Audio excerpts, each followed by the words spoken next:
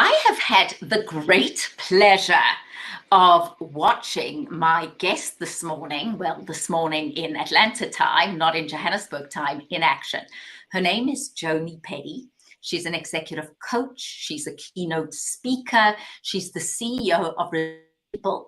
And I had the pleasure of watching her facilitate a large speakers conference and was just so impressed by her energy, her professionalism, and her wisdom. So, Joni Peddie, it is an absolute pleasure to have you here on Nadia Speaks. Thank you, Nadia Speaks. Yes, Nadia, it's so wonderful. Of course, we see each other in various shows and various interviews around the world. So actually to be chatting on your show is really a privilege. And I look forward to having some fun with you. And one thing, Joni, I always learn from you, and that's what I'm hoping whoever is joining us right now, either live or watching the recording, does. So resilient people is not only expected, it is demanded. And as leaders, how do we help people in our organization, as I said, have a speedboat mentality versus an oil tanker mentality? So in other words, adapt rapidly to change. And I'll let you talk about what stops us dealing with change and how to become more resilient. So Nadia, what I'm seeing around the world, and this is South Africa, I've just returned from Singapore and Malaysia, so I'm seeing it in the Middle East, I'm seeing it in the States as well, is what stops people is this tremendous sense of overwhelm.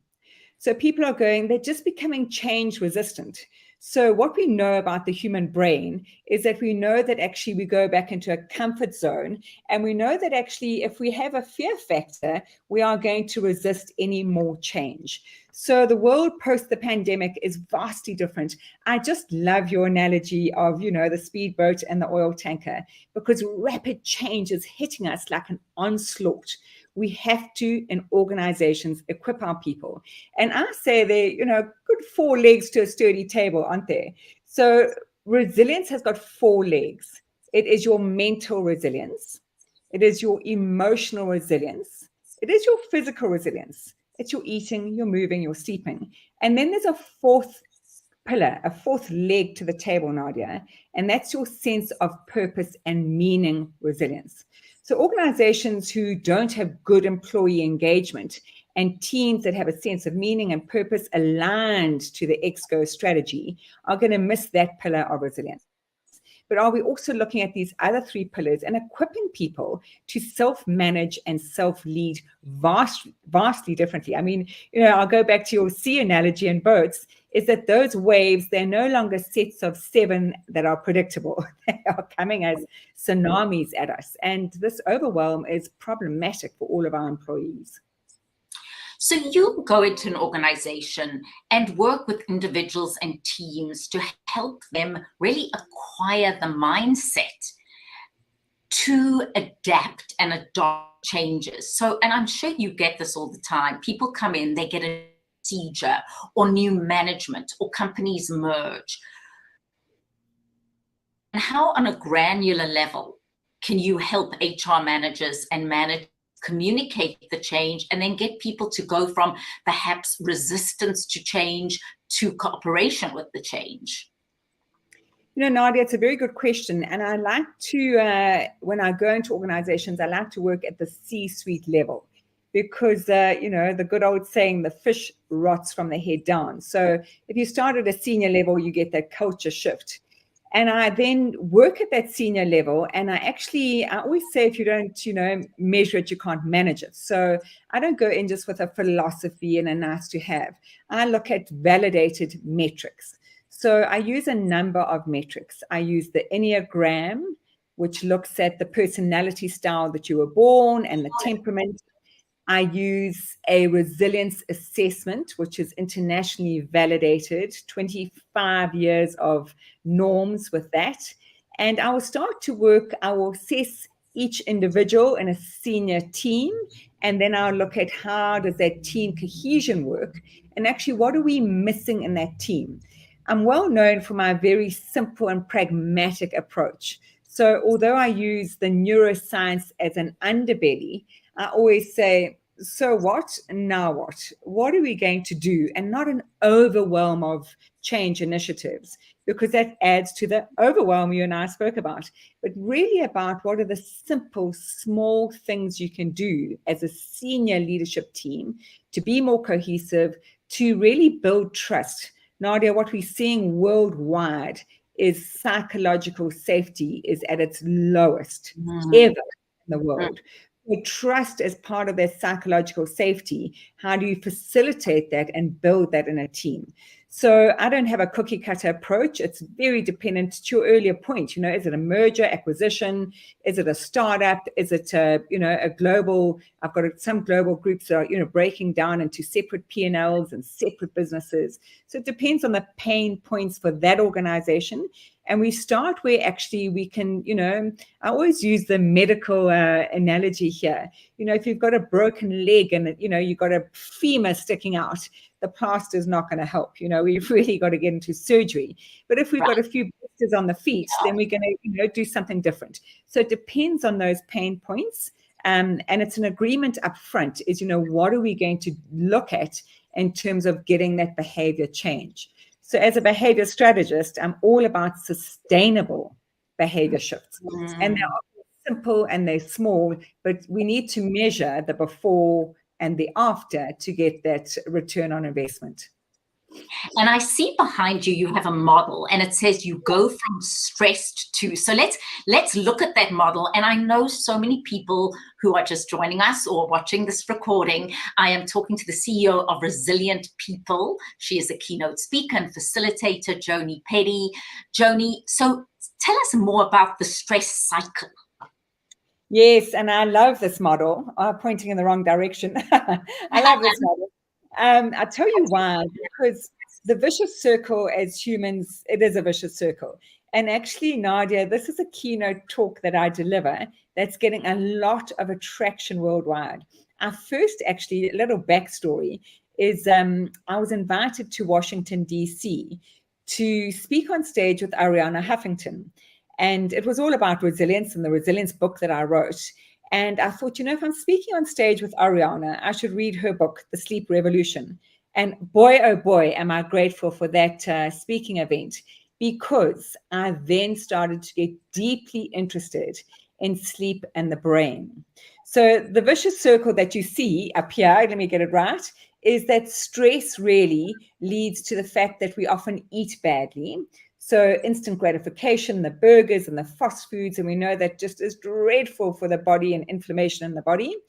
We then often sleep badly, either insufficient sleep. And in America, the stats that you have, I actually belong to the World Sleep Society. I am the South African ambassador, and the World Sleep Society is in America. So we're seeing stats like 7 out of 10 people are having insufficient sleep. That's less than 7 hours a night. And on top of that, not good quality sleep. So if you sleep badly, then you're going to skip exercise. And the World Health Organization says explicitly that we need 20 minutes of heart rate raised cardio movement a day. We're just making sure that our actual connection is good. So Joni, you said this, and we just have glitches with the connection, but no problem. So she was talking about stress. What happens is you get stressed, you eat badly, and there's lack of sleep. How many people relate to that? And then what happens? And then when you sleep badly, this brain here between our ears, bad sleep leads to so many factors. Well, first of all, I'd like to say categorically, if you haven't read Professor Matthew Walker's book, Why We Sleep, you should. I haven't read Why We Sleep. That is an excellent book, a must read. I'm going to put that, we must read. Must read it. Why We Sleep. Excellent.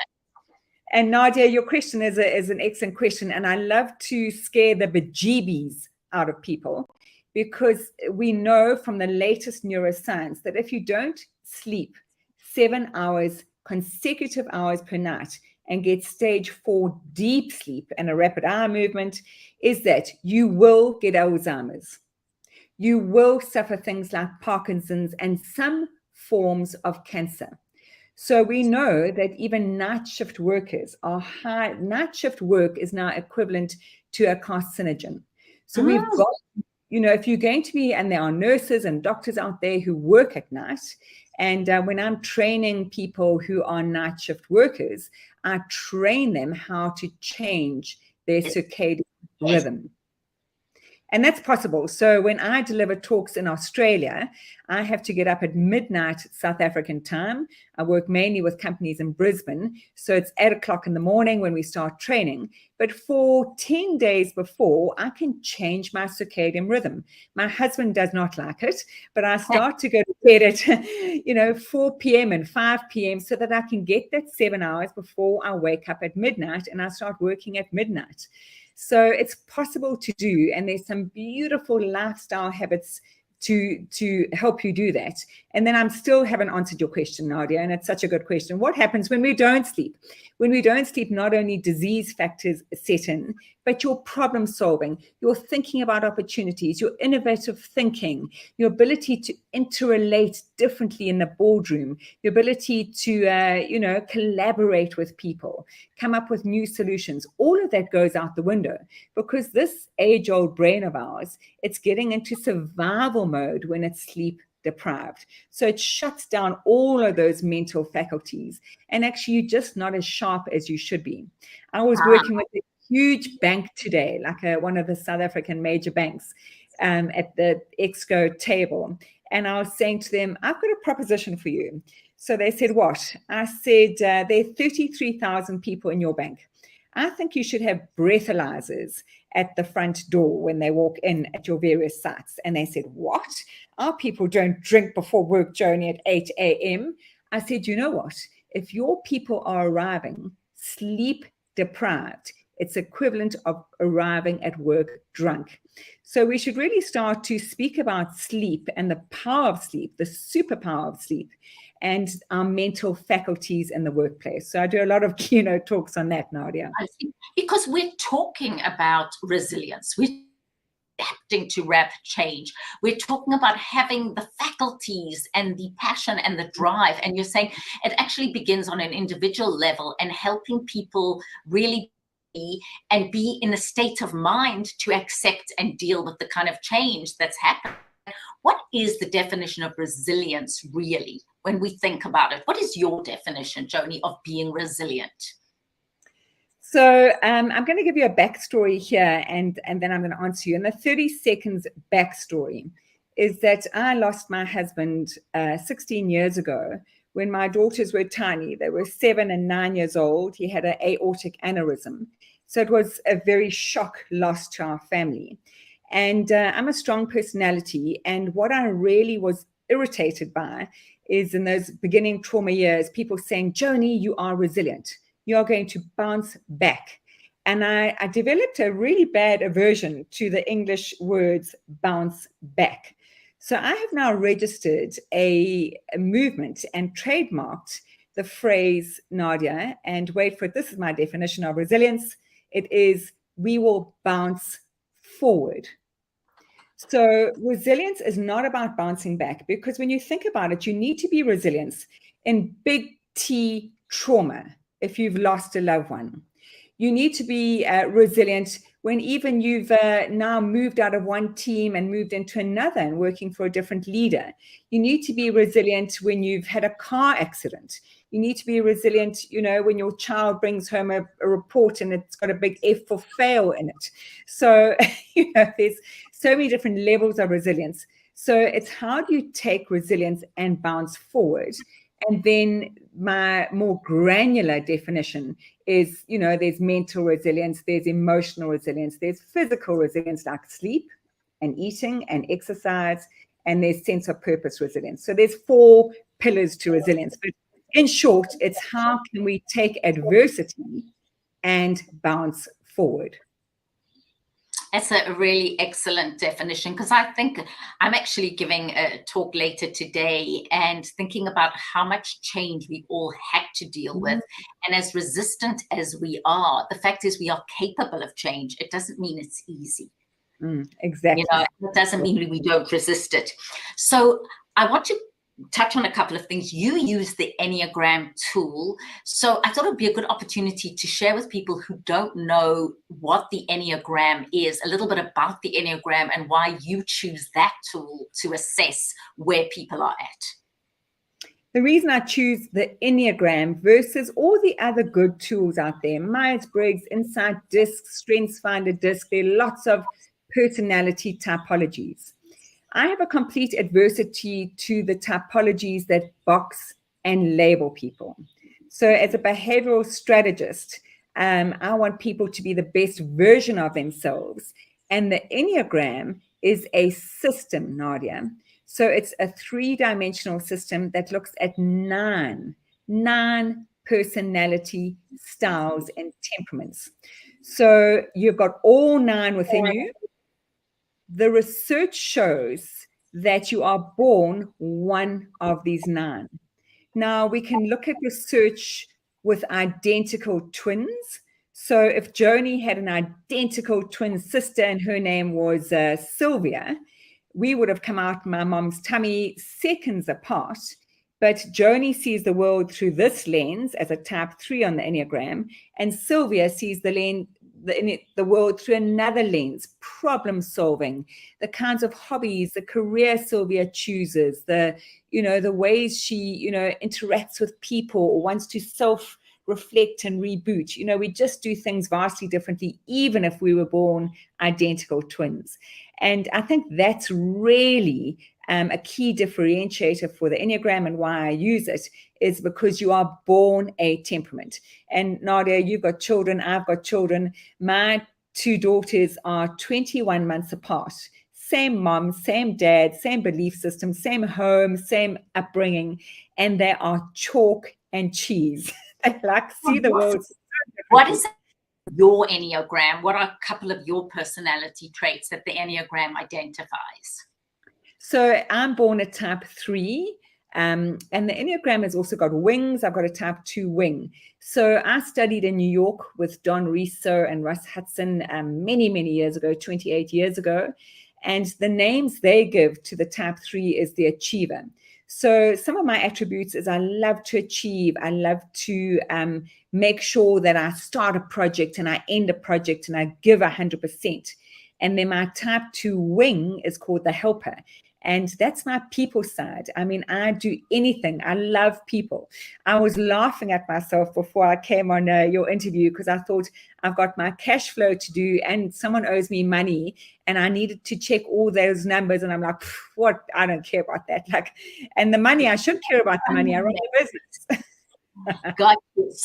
So you've got the type and then the wing and then any other traits? Yes, so your helper and your... And I'm also, there's another layering to it. And it's really, sometimes I teach this layering to teams without teaching the Enneagram, because it's the layering of what we call the instincts, Nadia. So it comes from the animal kingdom. So, animals, if they out in the wild and it's the winter, they'll find, a rabbit will find a burrow to hide and keep warm and store food. And that's called self-praise.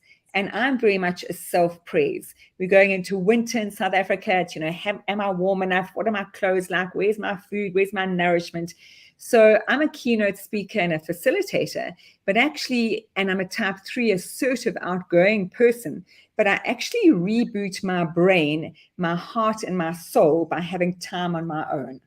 So, I don't believe in strict extroverts and introverts, we call omniverts, but that's another layering. So I really know that I've got to have this travel 2 weeks in Singapore, Malaysia was lovely, but it was 24 hours a day, people, morning, noon, and night. And I came back to South Africa and I was like, oh, I need some alone time right now to reboot.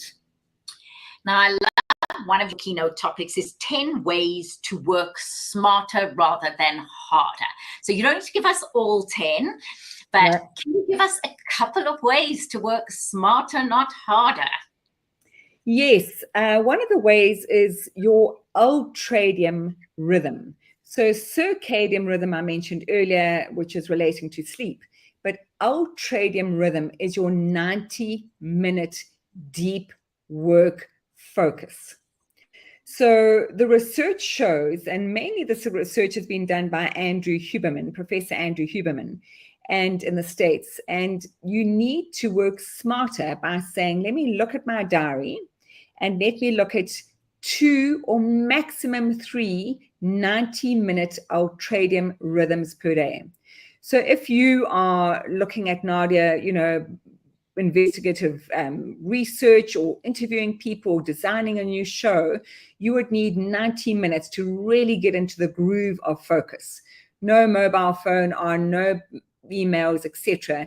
But the neuroscience research for me is fascinating, because actually you need to stop after 90 minutes and then have a 20-minute kind of reboost, rehealing, relax, do something different, get outside, put your feet on grass, look at the sky, have a cup of tea or coffee. So working smarter is actually saying, put some boundaries around how you work. And one of the really big bang for your buck is understanding the 90-minute ultradian rhythm and planning for that during your work days. And how do we spell a 90-minute ultradian? ULTRADIAN,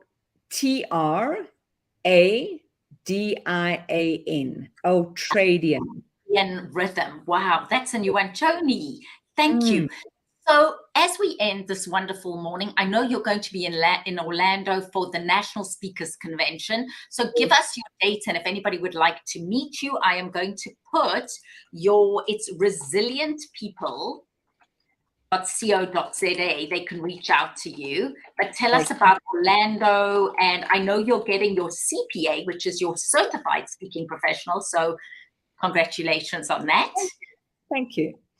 So I have headed up the Professional Speakers Association of Southern Africa for a couple of years, and I was then privileged to work on the Global Speaker Federation board, and the National Speaking Association Orlando Convention is a part of the Global Speaking Federation board.